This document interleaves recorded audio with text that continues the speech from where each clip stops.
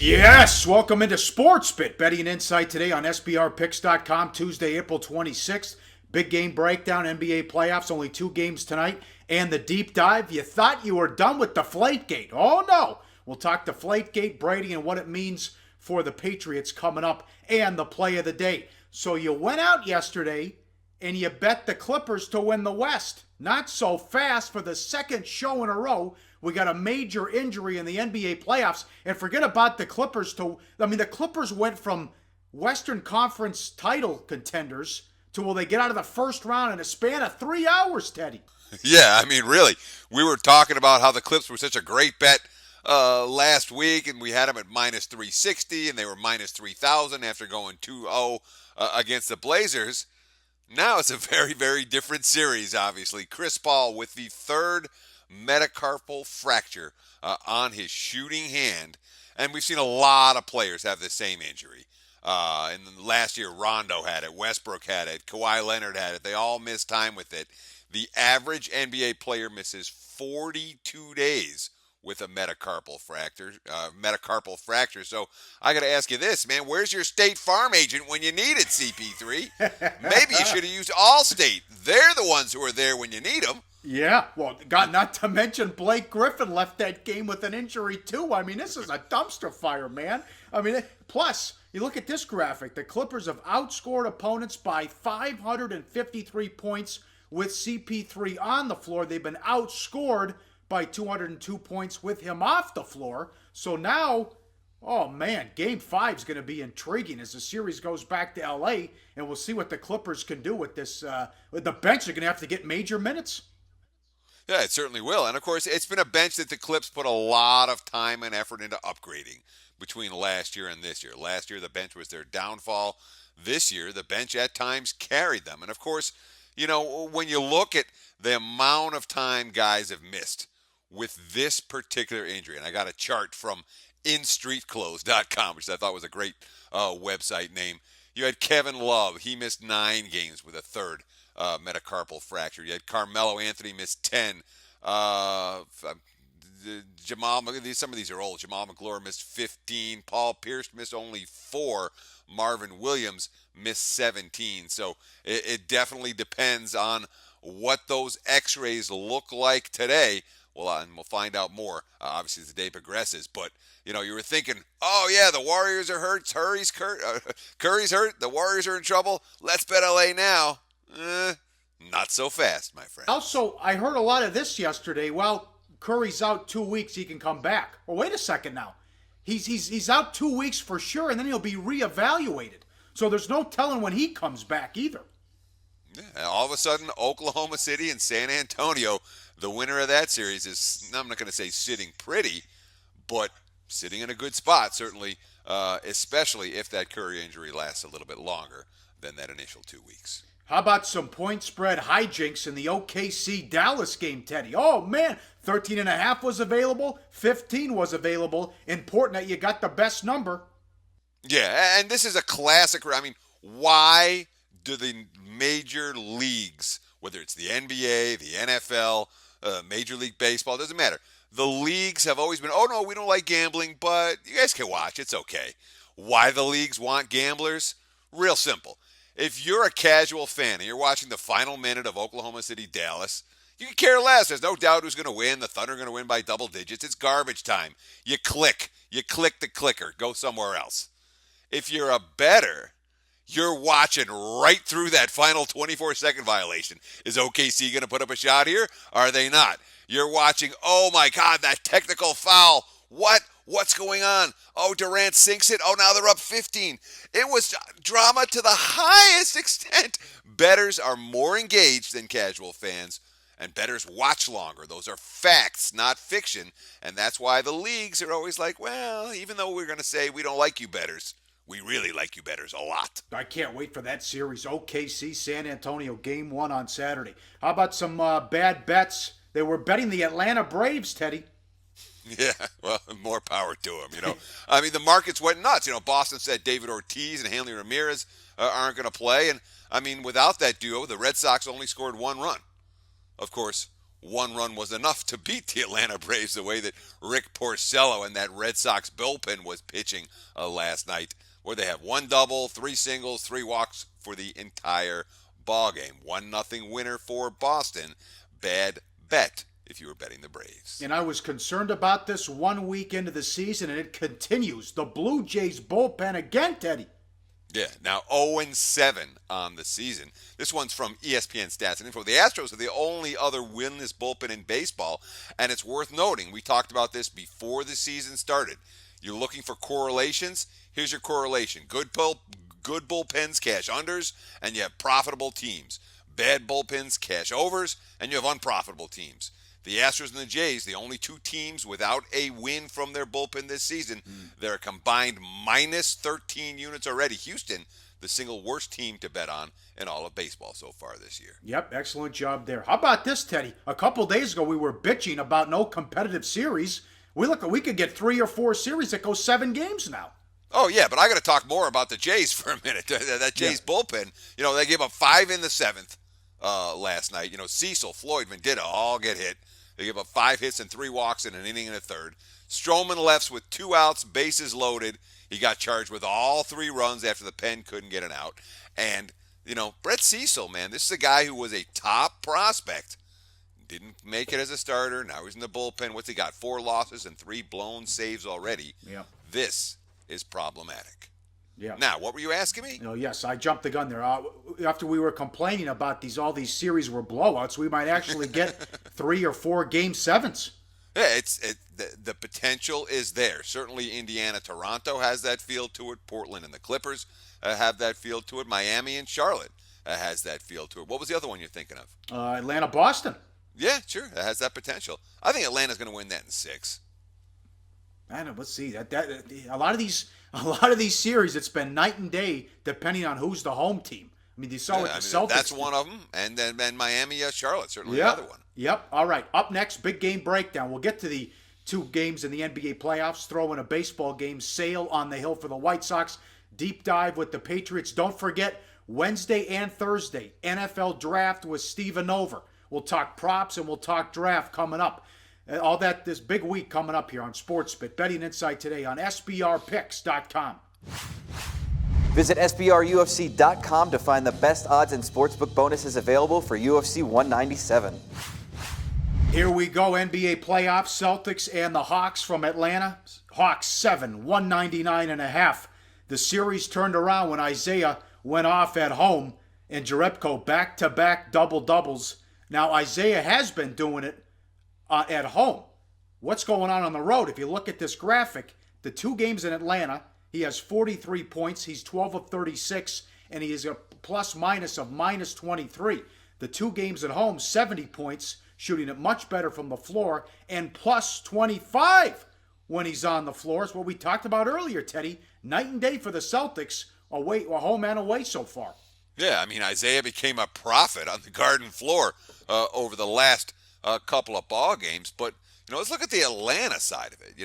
I mean, Brad Stevens made a real gamble after Paul Millsap, was having the game of his life. What do you have? 45 points through 3 quarters of game number 4. Atlanta with the lead, and Brad Stevens said, "What am I going to do in this situation? Who do I got that can stop Millsap?"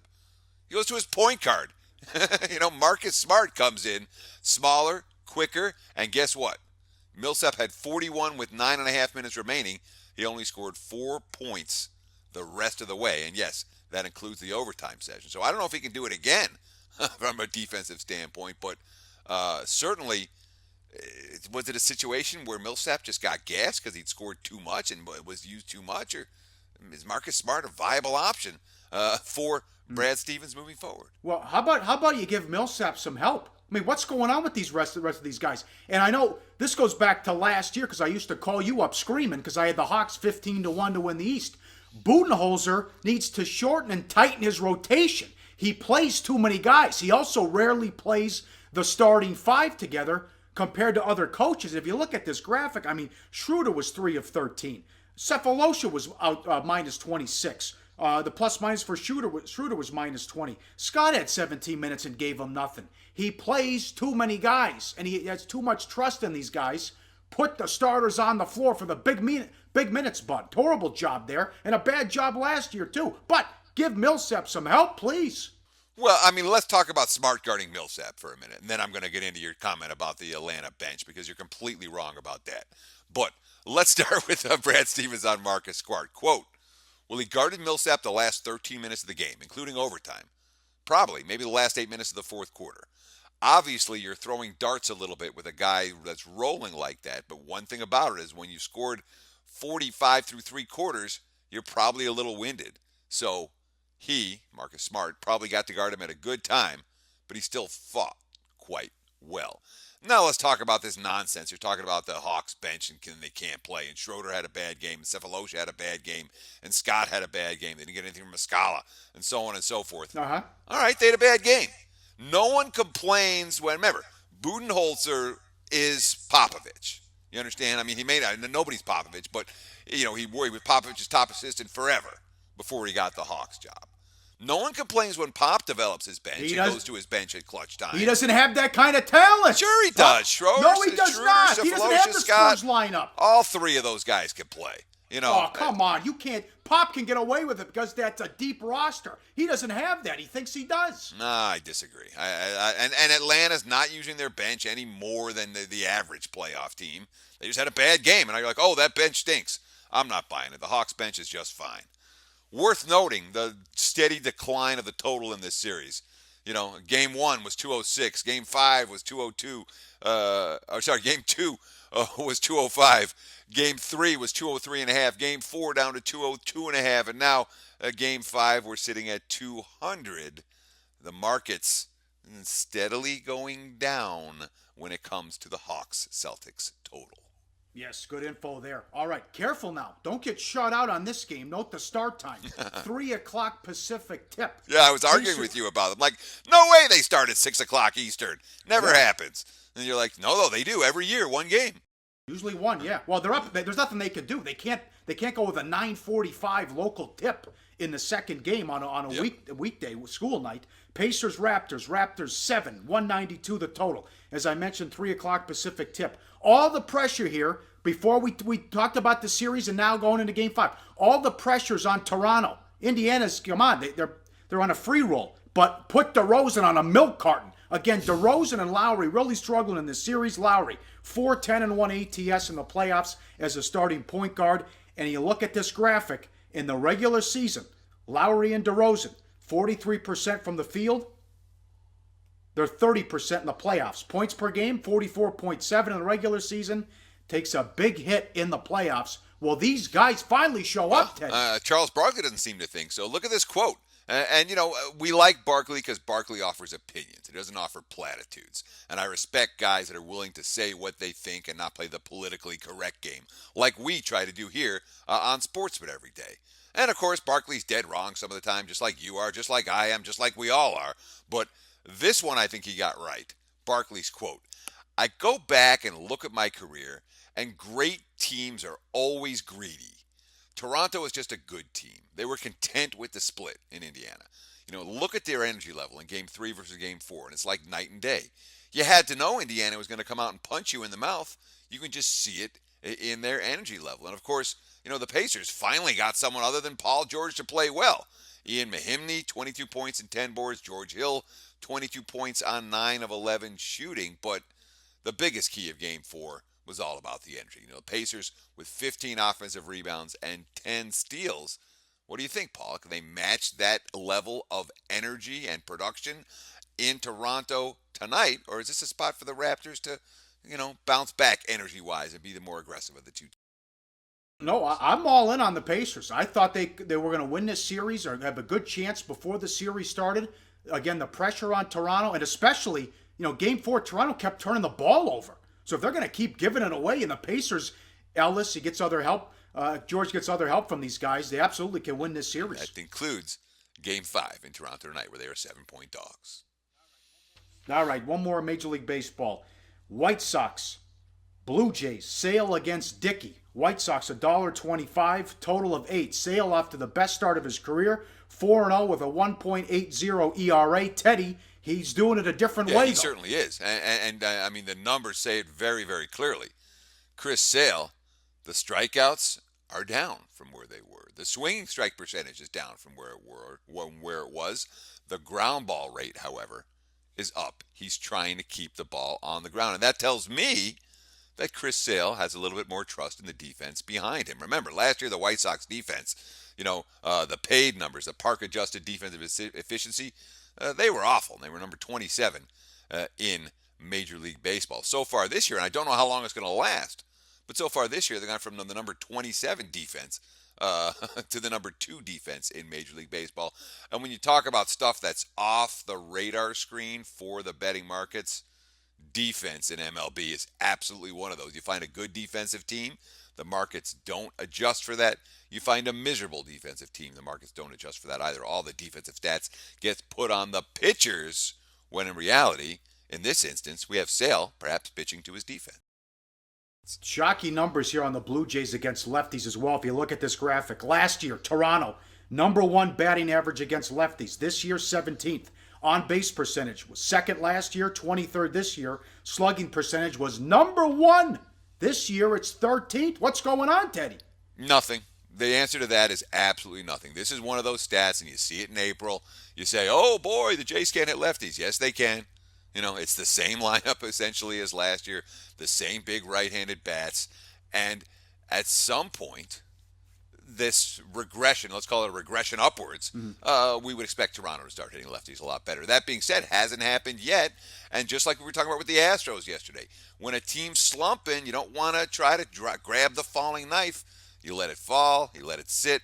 When Toronto starts to hit lefties, we'll start betting on the Blues against lefties. It's going to happen, but it hasn't happened yet. I'm in no rush to start this evening. All right, good back and forth, good energy there. Up next, deep dive. Brady suspended the first 4 games. Can he appeal? What can he do moving forward? And the odds on the first 4 weeks with the Patriots and their win total. Plus the play of the day on SportsBit. Betting Insight today. Visit SBRUFC.com to find the best odds and sportsbook bonuses available for UFC 197. All right, time for the deep dive and a win for Roger Goodell yesterday. Brady with the 4-game suspension. And Teddy, we'll get to what Brady can do and some legal advice coming up. But let's start with what happened with the markets, when now looks like he's going to be out the first 4 games. Yeah, and again, forget about the legalese. We'll give you a little bit of legalese. Nobody cares about the legalese. We want to know what the point spreads are doing. Okay, most of the books have taken everything down on New England. You can't bet them week 1. You can't bet the season wins. You can't bet the AFC futures, any of that kind of stuff. Do we have to win the division, et cetera, et cetera. But here in Las Vegas, one of the better shops, one of the shops that absolutely is willing to take a significant wager and is willing to hang a line, that, of course, Canner Gaming or CG Technology. They have kept the New England lines up for everything. So we have active and real numbers that are available for betting right now. Canner has adjusted their season wins on the Patriots. The Patriots were 10.5 over -155 pre-suspension news. Now they're 10 under -120. And it's worth noting that it's about a half win equals about 50 cents worth of juice. So that 10.5 over -155 was actually more like an 11. So it's gone from basically 11 to 10. A full game based on the news. Now, I'll look at the first 4 weeks adjustments. We're seeing between 4 and 4.5 points for every game. Of course, CG Technology has games up for every NFL regular season game through the end of week 16. They don't have week 17 games available for betting throughout the year. But you see on the chart right here very clearly, week 1, for example, they were pick'em. Now, New England a 4.5 point dog. The Patriots moved 4.5 points against Miami, moved 4 against Houston, moved 4.5 against Buffalo already. And of course, the public hasn't even really gotten involved yet. So there are significant market adjustments for Tom Brady. But frankly, I thought it might be a little bit higher. Last year, when the Brady suspension was announced and then unannounced and announced and then unannounced, Pauly, we were talking about a 6-point move. And now we're talking about 4.5. So not as great of a move as it was a year ago at this time. Yeah, so let's say he's out the first 4 games. So it gives Belichick the opportunity to coach up Garoppolo, and he'll have him ready and get all the preseason games and all the reps. And then Brady will come back week 5. What do you we don't know a lot about him, but what do you think about Garoppolo, Teddy? Everything I've read about Garoppolo is good, good, good, good, good. Made money with him in the preseason last year. He was 61 for 80 in the preseason. And, of course, as you mentioned, they have all offseason to get him ramped up. And let's not forget, Garoppolo is something that Brady doesn't have. He's mobile. His mobility, especially, not just preseason, but with an offensive line that's going to be reshuffled and reformed. Brady turning 39 before the season starts. Brady now likely to be fresher as the season progresses. I think this is a win-win in every way for New England. You get a pissed-off Brady. Garoppolo can play, and everything that I read last offseason was like, hey, watch out for this guy. Hey, we might be pretty good with this guy. And let's not forget, the last time Brady missed a game, and again, the only games he's missed since Drew Bledsoe got hurt back in 2001, came back, what was that, 2009, 2008? And some guy who couldn't win the starting job at USC, some quarterback who did not win the starting job in college, guided New England to an 11-5 season. Of course, Matt Castle then signed a free agent deal with Kansas City and sucked forevermore thereafter. Yeah. But the Pat staff worked magic with an inexperienced young quarterback, kind of like they did with some kid named Brady when he was the inexperienced guy, and New England went on to win a Super Bowl title. Okay, to the legalese. Now, some people saying, all right, that he's out the first 4 games. Well, not so fast. He's got a couple options here. He has 3 options. Option 1, he can opt for a rehearing with the same panel.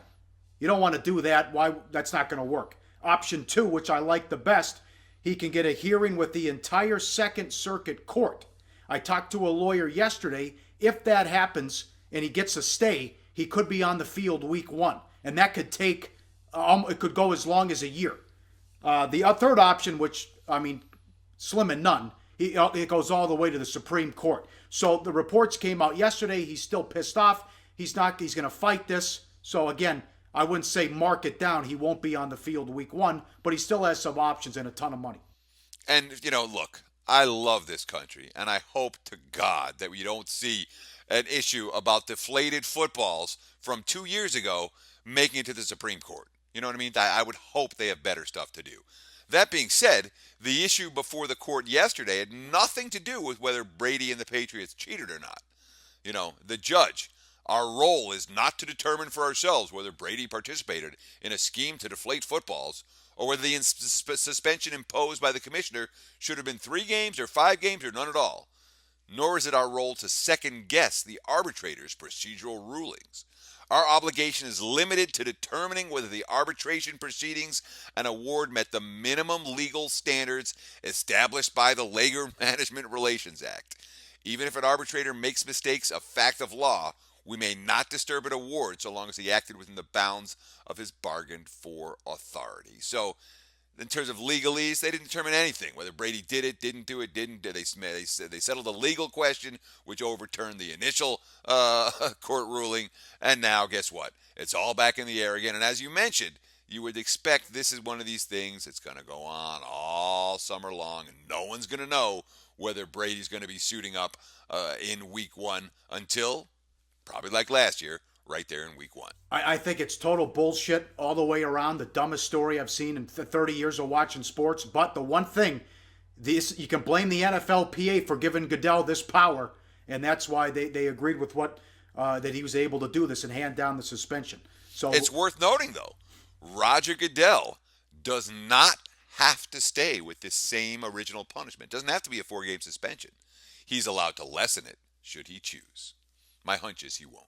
I don't think there's any way Brady will say, okay, I'll take a game or 2. I just don't think. I don't think Goodell would do that either. Okay, money time, play of the day. Where are we going? Well, let's go right to the New England Patriots and talk about that week 1 game against the Arizona Cardinals. And look, Brady might play, all right? Garoppolo might play and be good. And I'm not all that bullish on the Cardinals this year. And even if Brady doesn't play, you think New England's not going to come with a chip on their shoulder week 1? Yeah, you can bet it right now. Patriots plus 4.5 week 1. Get on board. That's the play of the day. And I know we're talking about locking up your money in April for a game that's not going to be played until September. It's a good bet. It's a good bet. Let's take New England plus the points. You got that right. Awesome show. The next 2 days, NFL draft with an expert, Steven Over, and of course, plenty of the NBA playoffs. And we'll have more on Chris Paul, and we'll get ready for the second round. All that coming up on SportsBit. Betting Insight today on SBRPicks.com.